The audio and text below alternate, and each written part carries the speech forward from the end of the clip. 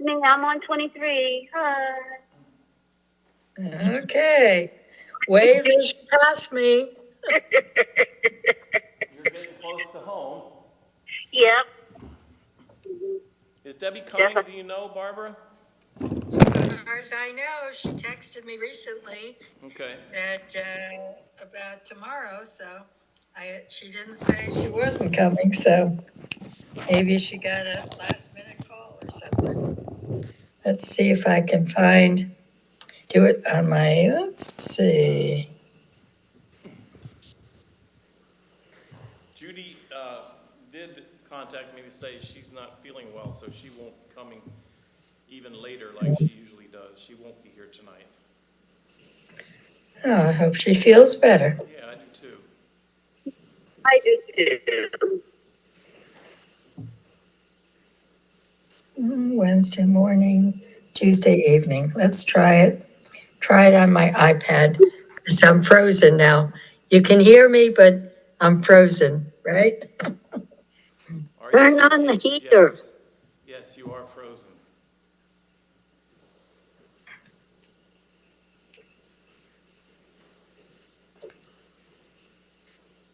Let's see. Sorry,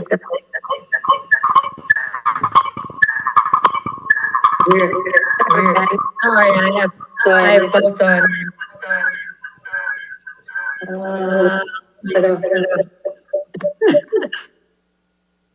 Does that work? Yep. We got two pictures of you, one moving and one frozen, but that's all right. Well, I shut my computer off and did the iPad, but now I can't see anyone but Lou. Oh, That's really? You have to change your gallery. Yeah. Gallery. Participants? Participants? I see Melinda's. Participants. Yeah? Upper right-hand corner, a little square, it says gallery view. Yeah, I don't see that. Main chat. Oh. Anyway. So I think As long as if I it's can not get on the right, places. if it's not on the right, you can look on the left, because it depends on the device that you're on as to where that thing shows up. Yeah, now I'm back in to sign in. Oh boy. Well, I can see you and you're live, you're moving. Continue with Google. Wants to sign in, continue. Ay. Nothing is ever simple. Try doing that if you've only got partial vision and can't read anything. No. Touch ID for Chrome. Now you're frozen again. Oh, there you are. Now we have you. Yeah.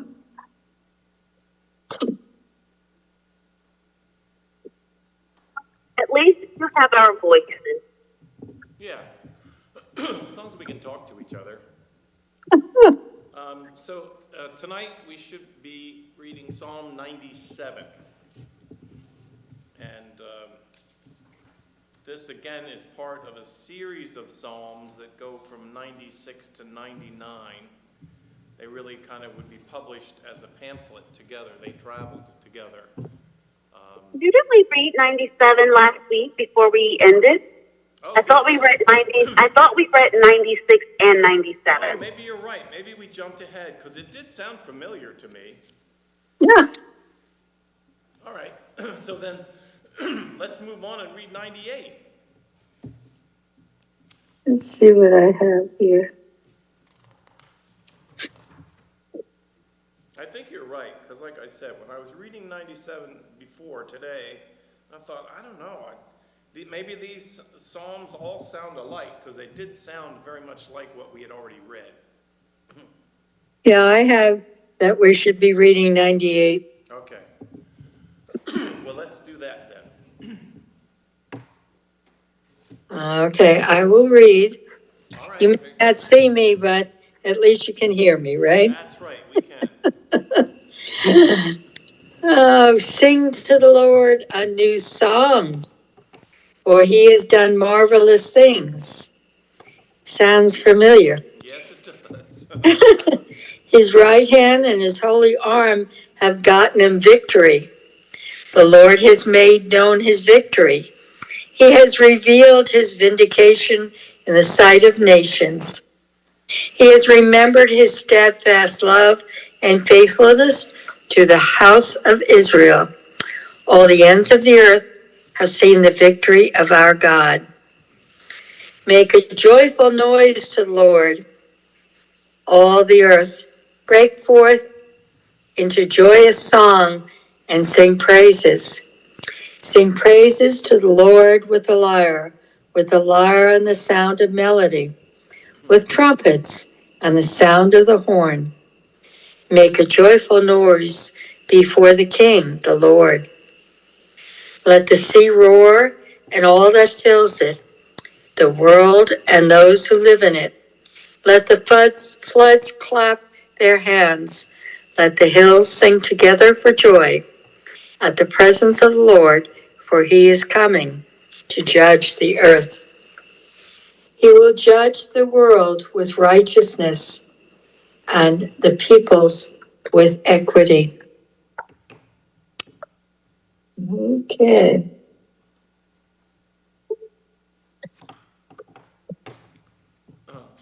So I have a couple things I'll say to get the conversation started, see if you can connect with any of it.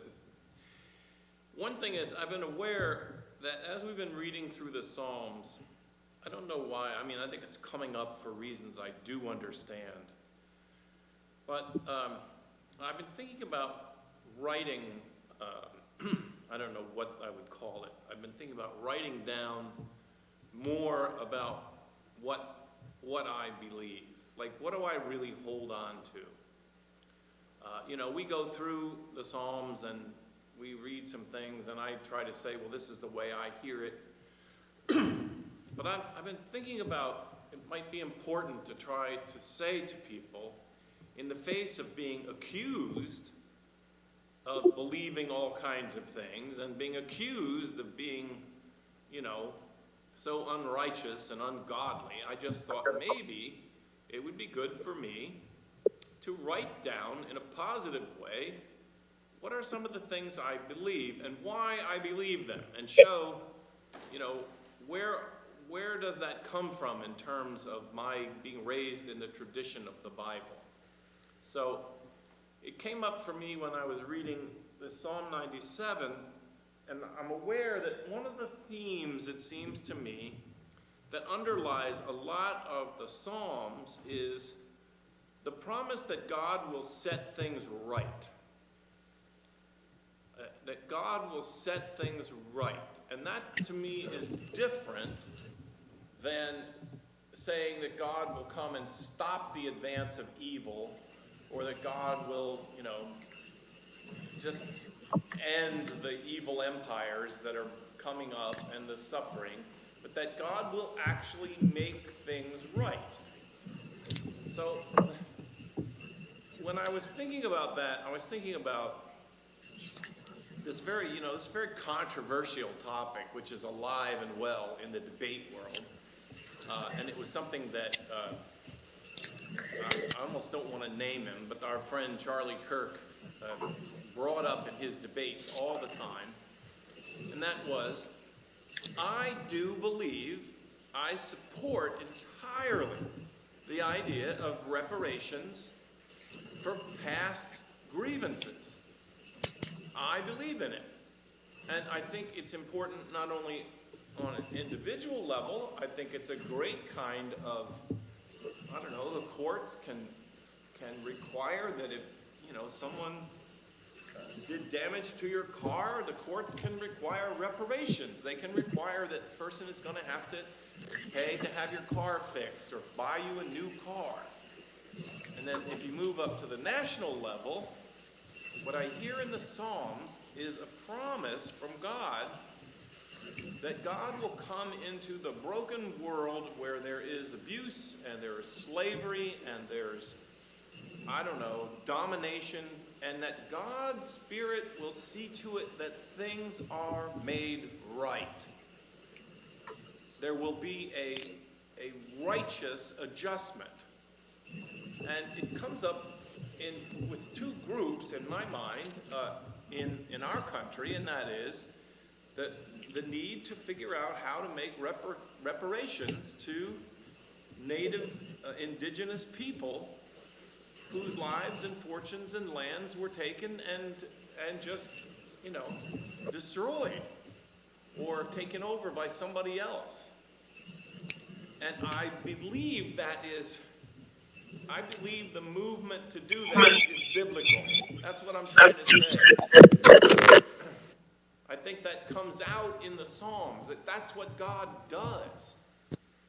And I know that makes me a radical, right? That makes me, because I also think reparations for long periods of time of slavery and depriving families and legacies, not even in the beginning of slavery, but even after there was some establishment of life for people who had been subjected to slavery, and then, white people destroyed it all again. And my Christianity, my faith, leads me to say that God is in favor, not just of saying, okay, you know what, we stopped enslaving people, or okay, we're no longer driving Native Americans onto reservations, but that God is in favor of reparations. That God, that's how the Spirit of God works. That's what the kingdom of God is about. And I'm wondering, does that land with you? Does that ring a bell with you? What do you think about that? Very much. I am very close to a lot of Navajos in particular, because I went out to the Southwest a lot and took courses and went on digs and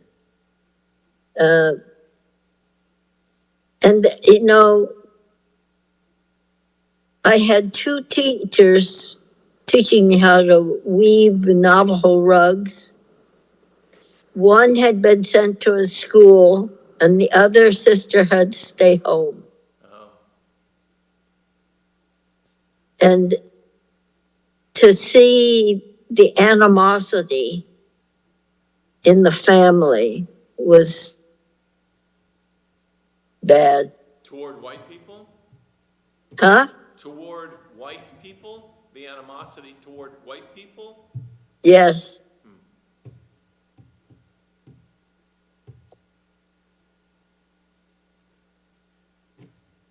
And again, I have to say, I'm digging through the past in terms of what we read, and we hear the promise that God, God is going to come. God is going to come. God's going to come. But I think sometimes I don't think it through enough to say that when God comes, God will address the patterns of injustice and abuse that have taken place, and God will require reparations.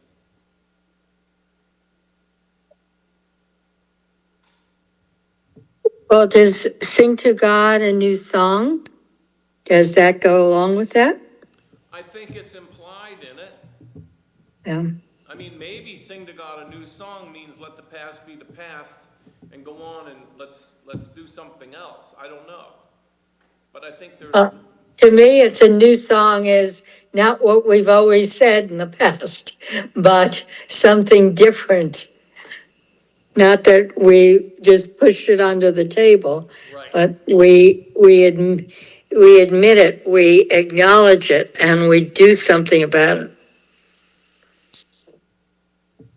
Yeah, because I don't know, what was the old song? The old song was "Poor Me, Pity Me" among the, these people, and they saw themselves as deprived, and they saw themselves as entitled.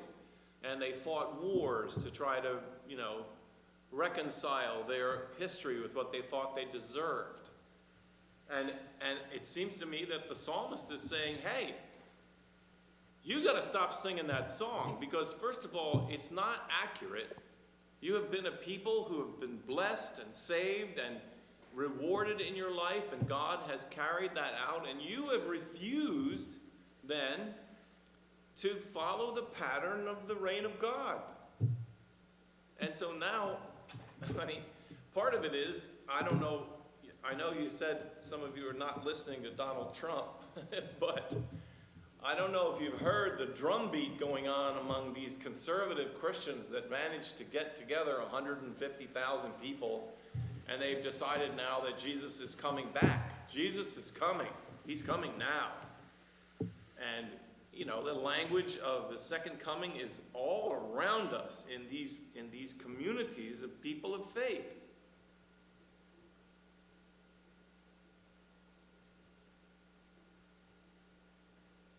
What Jesus is coming? What'd you say? What Jesus is coming? You mean which The- one? Yeah, right. The Jesus that they're talking, who will spite those who don't agree with them. Yeah, that's the one.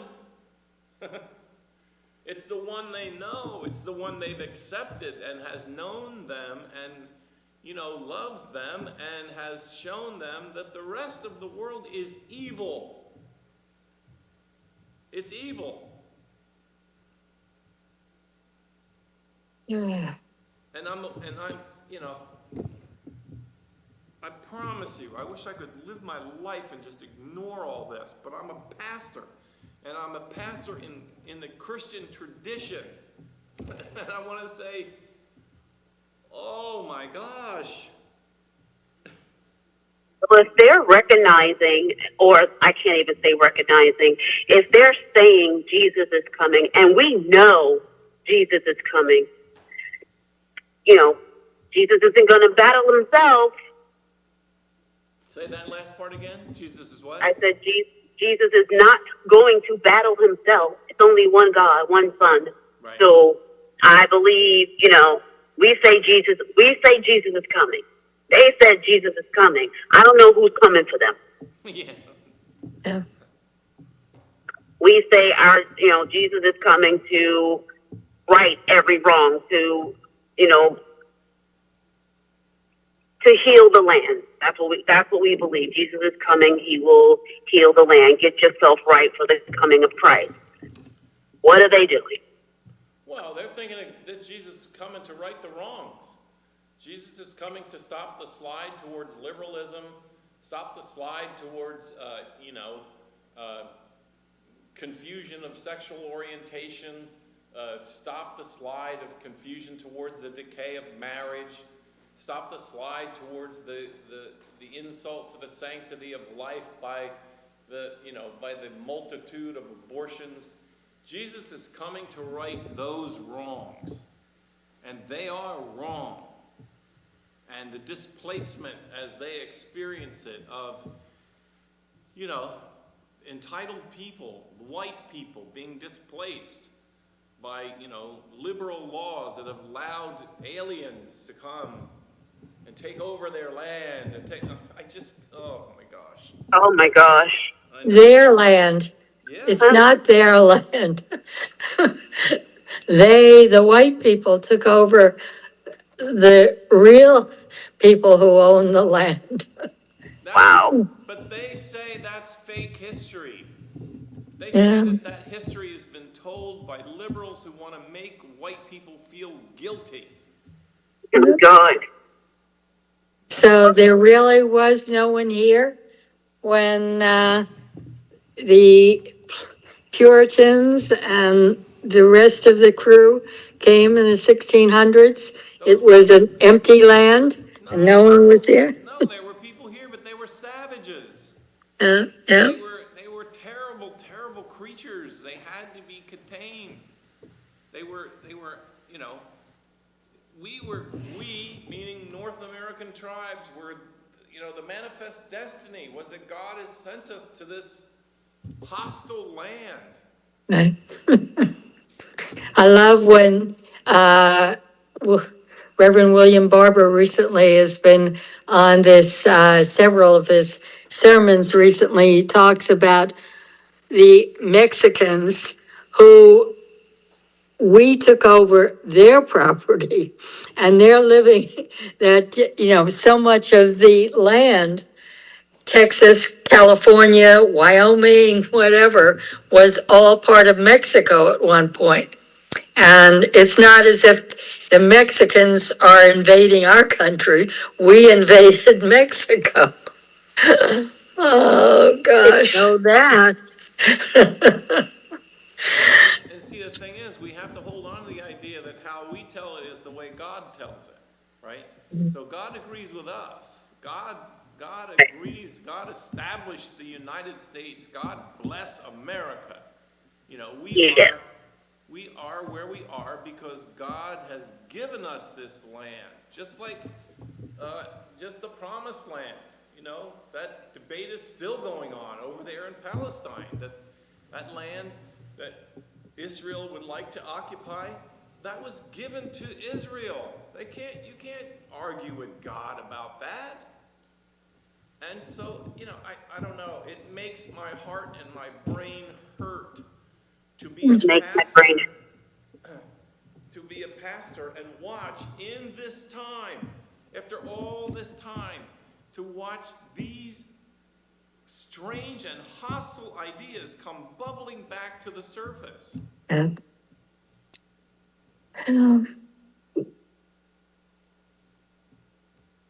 The people actually believe it. Yeah, they do. They do believe it. That's what hurts my brain.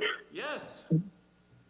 And in that supposed funeral service on Sunday afternoon, there were, according to reports, there were 100,000 people in the building and 40,000 outside the building. And, that pastor got up in the front of everybody and gave an altar call and said, if you haven't accepted Jesus as your Savior, stand up now. And then he went through all that. And then I saw one of the evangelical blogs said, was that the largest altar call in history? Because that was telegraphed around the world. So I don't know. I guess Christianity had a major win because people stood up and accepted Jesus as their Lord and Savior. And they carried a cross across the front of the platform.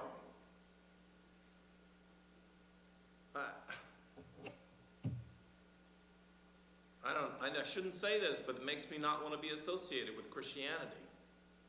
Yeah, you have to watch the Vatican concert and Yes, I know. see the hundreds of thousands of people and the beautiful drone artistry above the Vatican and St. Peter's. It was unbelievable how they put the drones in different visions of Christ and, doves and whatever, It was truly beautiful.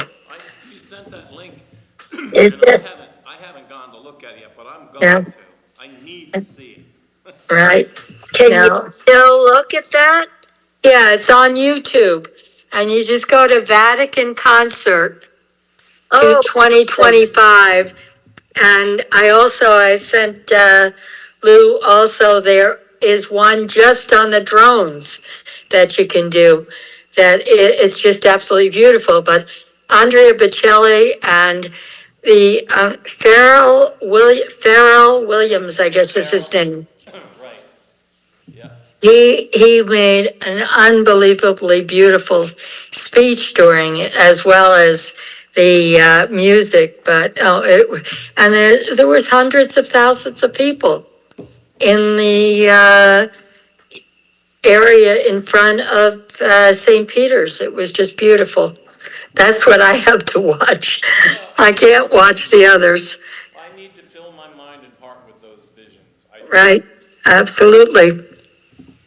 And then just right on cue, when I was feeling really down about being a Christian, Cardinal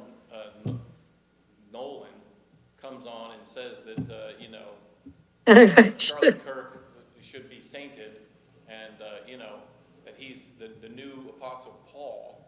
Right, And I'm like, you gotta be kidding me. right, right, But then good old Pope Leo comes through and says, no, nothing doing. And by the way, right. the word is now that when January gets here, Dolan's gonna be on the highway. I hope so. Wow. Yep. All of the reasons why I don't watch the news. If the world was coming to an end, I wouldn't know it, and I just be gone because I wouldn't know it was coming. I can't. I don't watch any TV news, but I do listen to NPR in the morning. But some mornings I can't even do that. And I scroll through the articles on the Times and the Washington Post. But I'll have to give Lou a copy. We have a wonderful controversial issues program here. We talked about democracy yesterday, and the person who moderates it gave me a whole list of how to fact check and different ways that you can fact check, which I think would be very helpful to all. Because, a lot of times you just don't know what to believe anymore. That's right. That's right. Well, we have to start with a joyful noise. Absolutely. Sing to the God, joyful noise. That's a good one. Noise. Oh, I've been making noise, but it isn't joyful. I've been, You have to start with a joyful noise. I know. Wake up and Absolutely. sing with a joyful noise. But there are psalms, there's sections of the psalms, and we've read them, that are laments. Where I know. It's like the soul lifts up its groanings to God, and I feel like I'm stuck there sometimes until Barbara sends me one of those posts for chop wood and carry water, and I read the whole thing, and then I'm better. But Well, he didn't say don't lift up the groans. You have to give it all to him.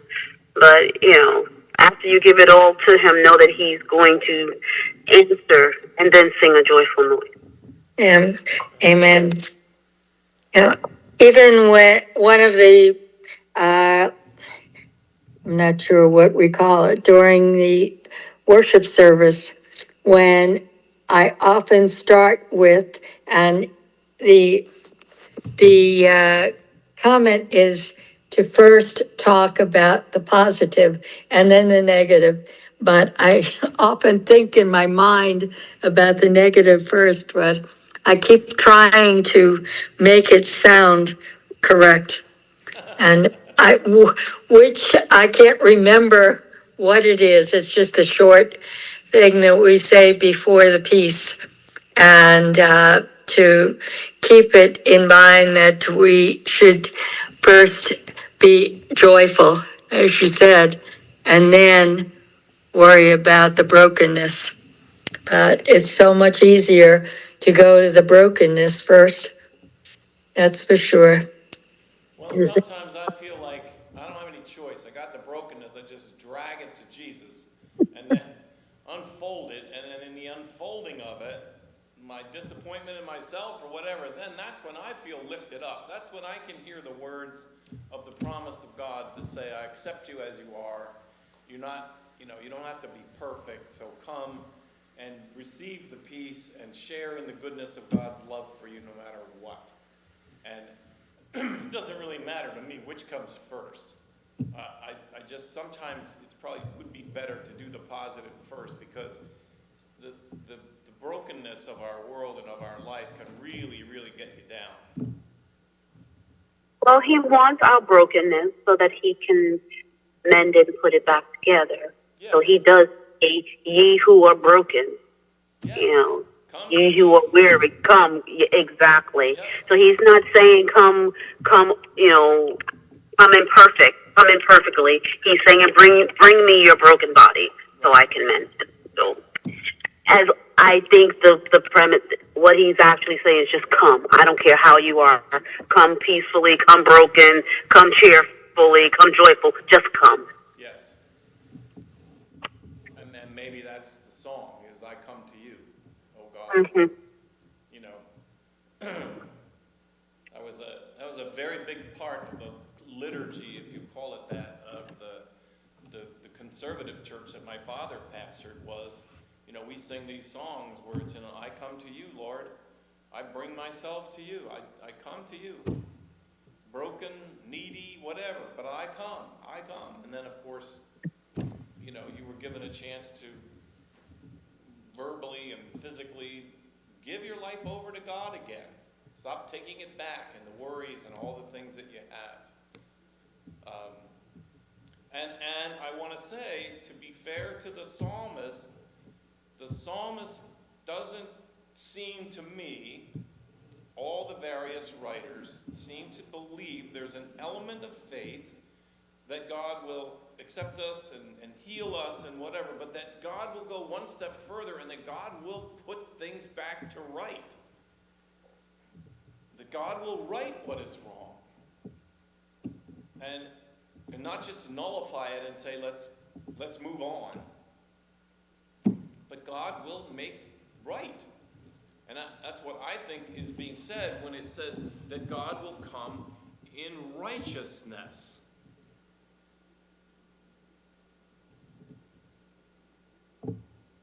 I don't know, maybe that's just something I've been struggling with today. But isn't God here with us? Yes.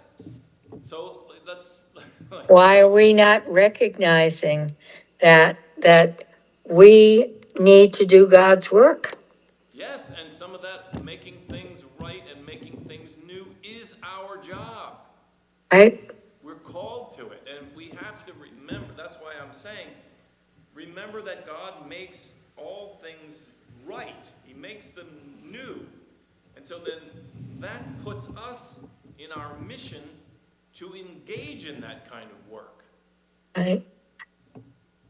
I just finished reading Ellie Velshie's book, Small Acts of Courage. I had never heard of him because, as I said, I don't watch TV news, but apparently he's been on CNN. Now he's on MSNBC, but his family is Indian. His family moved to South Africa, and part of his family, I think his grandfather was with Gandhi in a school that Gandhi started in South Africa. One of his uncles was with Mandela and worked in South Africa. But Ali Velshi himself was born in Kenya, and then his family moved to Canada, and now he is an American citizen. But he was talking about, how small acts of courage, that, it's not like you have to do it all, but each person can do something. And I really believe that is so true. I believe it too. I mean, what else are we going to do? Right. We're not many of us connected at such great, high, powerful places to be able to, change the world in big acts.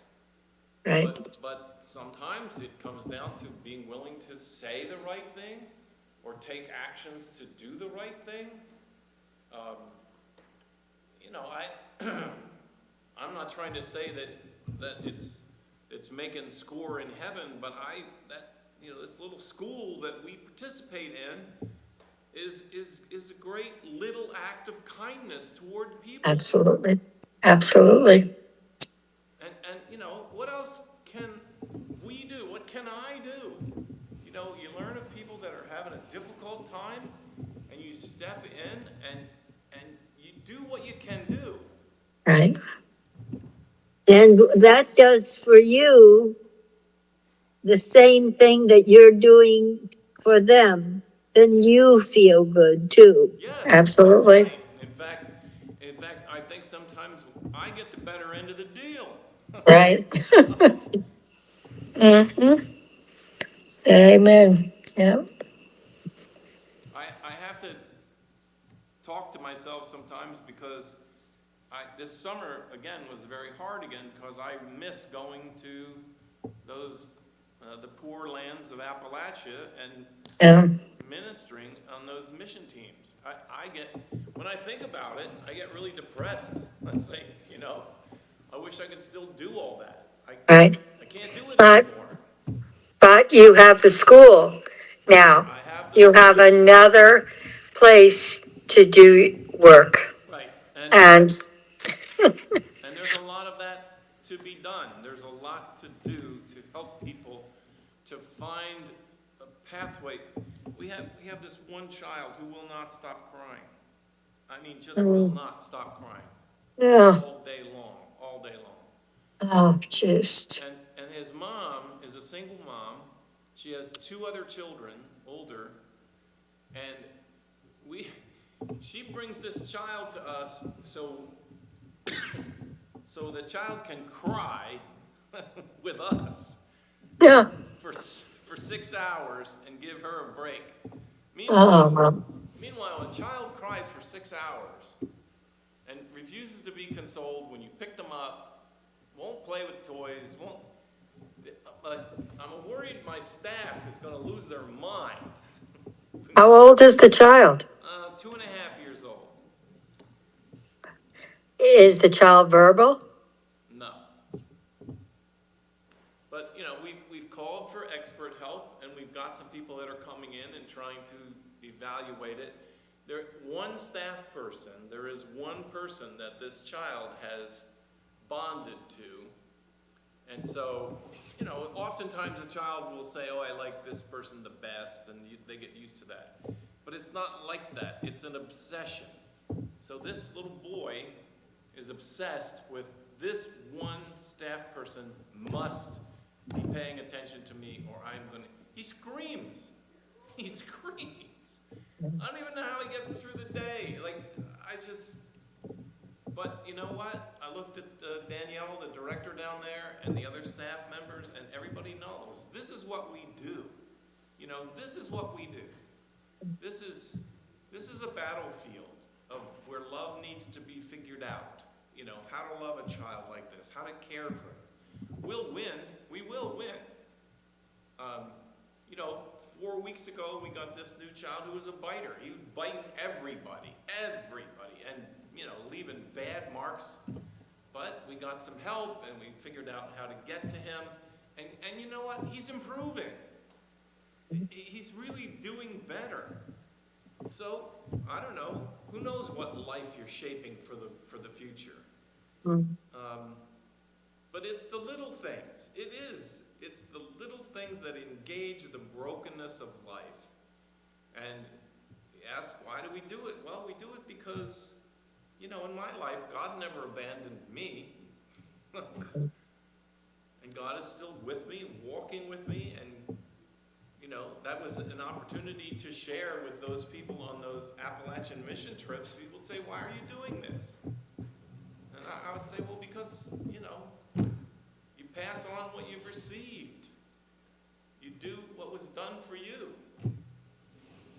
I think there's so many people that have never had that care and acknowledgement.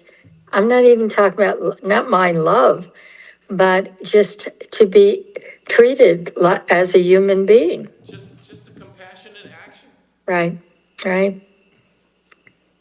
I know there's so many people that, I reach out to here, and you can see how they light up when you talk to them and, show some interest and compassion, as you said.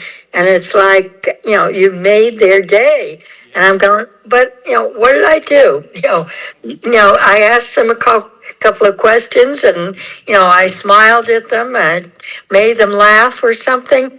And yet, it's just, it's hard to believe. But I think there are so many people who feel that they've never really been accepted by anyone. Yep, I agree. It's staggering how many people that's true in their life. And maybe at one point they were accepted and they were part of something big or Right, whatever. And then life has moved forward and they feel completely alone, abandoned, right, ignored. right. And some people are. They have no one that comes and calls Yes, That's on them. right. They are truly alone, or they believe they are truly alone. And that hello or that check in that you give them, Miss Barbara, is profound. Yeah, it crosses a boundary that they didn't know anybody would cross. yeah, Hmm. It recognizes them, it sees them. Yeah. I experienced that with my mom. She was in a day center, and I held the staff, the doctors, and the nurses accountable for her well being because I kept track of where she was and what she was doing and her medications and what did that. And I challenged them like, "Hey, okay, this, that, did you get this? You said you were going to do this, that, and the other." And she had people there that she talked to. She goes, "Oh my goodness, I wish I had someone that did that for me." right, right, I know. I know. yeah, And it's just like, what do you mean no one is there? It's like right, everyone doesn't have an advocate. No, they right, don't. No, they do right, not. absolutely. So And it's the little things. your story reminds me of my mom. My mom lost her memory. She lost her personality, really. Her Alzheimer's just deprived her of us. But what was interesting was that we finally had to put her in a memory care facility. She was on the 5th floor, and it was a loony bin. I mean, everybody up there. And what was amazing was my mother's true personality came through because my mom would go around and visit everybody. Right, she would she would talk to people. She'd see someone sitting there in the dining room and been there all day. My mother would go over and sit down and talk to them. yeah, And sometimes, because she in her later years she became super religious, she would pray with them. And I would think to myself, you don't even know who you are, and yet yeah, here you are, being somebody for somebody who has nobody. right, Hmm. And that's what she was called to be. He may have taken one part of her, but he brought another part. Yeah, the other part was there, and she had more liberty to do that in that place than she ever had in her life. He uses the most unexpected people. Yes, and he uses even people who think they have nothing Hmm. right, to be something to somebody else so that they discover what they really have Hmm. and what they can do. right, That was the lesson to teenagers that we took on these trips. Teenagers who thought they had nothing to offer, and yet they would give up two weeks of their summer and they would come and they would discover the ocean of things they had to give and the difference they could make in someone else's life. I was looking at a picture of one group and I thought to myself, I wonder if they still remember, right. I wonder I'm if sure they do. I wonder if they still hold on to what they learned in those experiences. Oh, I'm sure. I'm sure. I hope so. But even if not, the ministries that took place were real. People's lives were touched, and they had a sense of, the nearness of God, caring for them, and remembering them. That's awesome. Why don't you do that anymore? Because I'm 70 years old. Moses was 80. Is what? Moses was 80. You have some years left. Yeah, I know. He's doing a new job now. Oh, I see. We all have to adapt. Yeah, I loved when he talked about those groups. Yeah, Mhm. and honestly, what ended it was COVID. Okay. Yeah, COVID Oh, broke the cycle, and then we lost the core of people who would come every year. We were perched to go that summer that COVID broke out. We had the largest group lined up to go that we'd ever had. Oh, And that's too it bad. was adults and teenagers, and we were so excited about it, but that was it. And then, you know, Yeah. COVID didn't last just one summer. It went on for a while. And so, Yes. and the last time that I went, I don't, I mean, I could go. I'm 70, but I'm a young 70, you know? Like I could do it, but it was it was a lot of work even before we went, and it took a lot of commitment of a lot of people. It was expensive, you know. A lot of people donated a lot of money to have us go on that experience, and I don't know. I just felt like there was never a place to pick up the edge and go again. Mm, So, like you said, the school has filled the bill for me. right. I don't tell the stories of the school as much because it's different. You know, Mhm. it's different. Right. But it's there and it's vital as a ministry. And you know, and I forget to talk about the fact that we run that school, and yeah, it's great for the parents and the children. But the other ministry that's going on is the development of personalities for the young women in particular who are working in that school. Yeah. You know, they're just it's so exciting to see them. Usually they get involved because they've got nothing else to do. Some of them didn't complete high school, and they're just looking to make some money, and they weren't expecting that we were going to take a hold of them and encourage them to get going in a ministry of caring and doing something important. Yeah. And then they get their high school diploma, and then the next thing you know, they're going to the county college and they're getting their certificate in childcare and licensing. And you know, and the part that kills me is then they leave and they get siphoned But off. you've given them the step up, Yes. which they would not have had. No, they wouldn't. You picked them up and you gave them the foundation. You helped them find, if not their passion, their calling, Yep. and to to become successful in what they like, and to help others. Yes, And it's hard. and help others and to grow in their ability to do work, to be Yes. responsible, to be trusted. These parents Yep. are trusting them with their children, and, Yep. and we trust them with knowing how to do what we train them to do. And they're molding little people. That's right. And almost all of them, all of our staff are coming out of some of the more impoverished areas where they wouldn't have had a job. They would have been wandering around doing nothing. And yet we brought them in, we trained them, and they're making a difference. And parents are so good telling them how important they are now to them and their families. But that's one of the ways we lose them, because the family will like the child, like the young person so much, they'll go, why don't you just come and do this at my house? I'll pay you more than the school's paying you. Oh boy. Since last year, we've lost 3 that way. They're Wow. just, they become full-time nannies. Wow. Oh boy. But it's good to be. But It's good. and to that be part allows of the that. opening for you to mold another Right. person, Yes. and mold another person. So it's a revolving door of saving. Yes.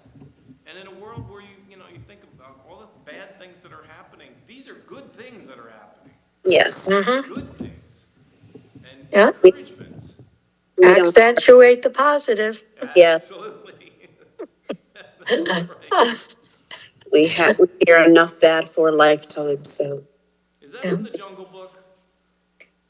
It's, I always thought it was from one of the musicals, Cole Porter or something like that. Oh, okay. I But was thinking, it sounds like an old timey 40s I think it is. song. Yeah, you got to accentuate the positive, diminish the Don't negative. mix with Mr. In Between. Right. Right. Oh, gosh, no. Well, it's just about 8 o'clock, and my Novocaine is wearing off on my. uh-oh. So Uh, I'm going to say Go get the Tylenol. Yeah, I got some. Oh, no, I no. know, I know. Can't take As long that. as you're You not might have, pregnant, you can take Tylenol. Yeah, I'm not planning on having a baby, so I think that's just another part of the insanity of our world right now. So, oh my but gosh. I'm gonna go home and take Tylenol with codeine. Oh, Oh, So, as long as you don't take oxycodone. no, I'm not taking that. I'm very reactive to any kind of those drugs. So I'll take half the prescribed dosage, and I will sleep in a coma. So, I can't take that Tylenol with codeine. I'll take 600 or 800 ibuprofen with 500 of Tylenol. Give the same strength because that other is well, you gave me a choice. So I have two prescriptions. I have the Tylenol one, and then I have the codeine one. I think I'm going to stay away from the codeine one because it's not that bad. Yeah, please do. Please do. Okay, Accentuate the Positive was Yes. a published song in 1944, and it was in the movie Here Come the Waves. Oh, Oh, Johnny Mercer and Harold Arlen was the best nominated for Academy Award for Best Original Song. I can hear them singing it right now. Well, hopefully it will be in your head Yeah, instead of all the doom and gloom. right. All right, Well, my friends. Good have to a meet you. great week, It's good to Lou. meet you. Feel better. Take care. I'll see you. Good to see you all. Yeah. Good night. Have a good evening. good evening.